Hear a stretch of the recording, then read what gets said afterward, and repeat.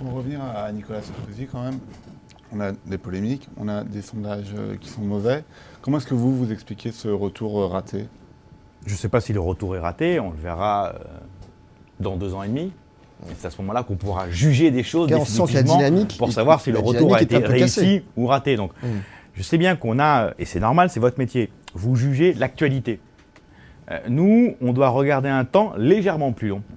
Et donc, effectivement, aujourd'hui, on peut avoir le sentiment que Alain Juppé a plutôt bien réussi sa rentrée dans l'atmosphère, que c'est un peu plus compliqué pour Nicolas Sarkozy et plus compliqué encore pour François Fillon et pour d'autres. Pour moi, il reste 2 ans et demi. 2 ans et demi. Juste pour bien qu'on se cale sur les délais, hein. Nous sommes en ce moment en novembre 2009 par rapport à la présidentielle de 2012. François Hollande est à combien dans les sondages en novembre 2009 ? 3%. Donc on pourrait dire qu'à ce moment-là, il a raté sa rentrée dans la campagne. Et pourtant, il en est bien sorti. Et donc l'essentiel sera jugé dans 2 ans et demi. Ce que vous êtes en train de nous dire, c'est que pour l'instant, Alain Juppé est devant.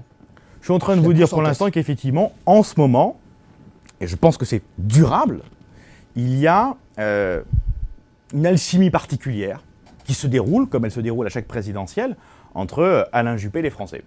Et que les caractéristiques qui sont les siennes, l'image qu'il renvoie aux Français, correspond à l'attente des Français. Crédible, sérieux, qui reste sur une ligne. Elle plaît ou elle plaît pas, tant pis, mais c'est sa ligne et c'est sa vérité, sa sincérité. Et je pense que ces caractéristiques-là, aujourd'hui, quelqu'un qui est ouvert, quelqu'un qui est déterminé, quelqu'un qui n'est pas trop clivant, comme on dit, correspond à l'attente des Français. Alors, sur le fond, justement, Alain Juppé a choisi peut-être de rassembler davantage que le ferait Nicolas Sarkozy en jouant plus la carte de l'ouverture au centre qu'en lorgnant à droite de la droite. Est-ce que c'est une stratégie qu'il compte maintenir C'est justement pas une stratégie. Ce qui peut différencier Alain Juppé d'autres, c'est qu'il ne souhaite pas développer une stratégie électorale. Il dit, ben voilà ce que je suis, voilà comment je vois les choses, et ce qui m'intéresse avant tout, c'est de gérer le pays. Certes, il faut une campagne électorale. Elle est indispensable, c'est l'expression même de la démocratie. Simplement, l'enjeu principal, c'est pas de savoir si on va draguer à droite, au centre, à gauche ou à l'extrême, je ne sais quoi. C'est de se dire qu'est-ce qu'on peut proposer aujourd'hui qu'on sera certain de faire demain. Parce que l'essentiel, c'est bien de gérer le pays, c'est pas de faire une campagne électorale. Ne pas changer d'opinion en fonction des publics qui sont devant nous, c'est plutôt pas mal. C'est exactement ça, c'est de se dire qu'en septembre, il parle à valeurs actuelles. En novembre, il parle aux inrecuptibles. Et dans les 2 cas, il dit exactement la même chose. On a une question de Yann. Il nous dit « Il me semble qu'Alain Juppé n'a pas beaucoup de soutien, alors qu'il est la personnalité de droite la plus populaire. » C'est ce qu'il nous dit. « Craignez-vous qu'il soit encore davantage isolé lorsque Sarkozy aura pris la tête de l'UMP ?»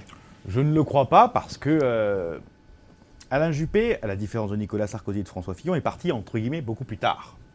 Et donc, il n'a pas rassemblé, entre guillemets, et comptabilisé des soutiens.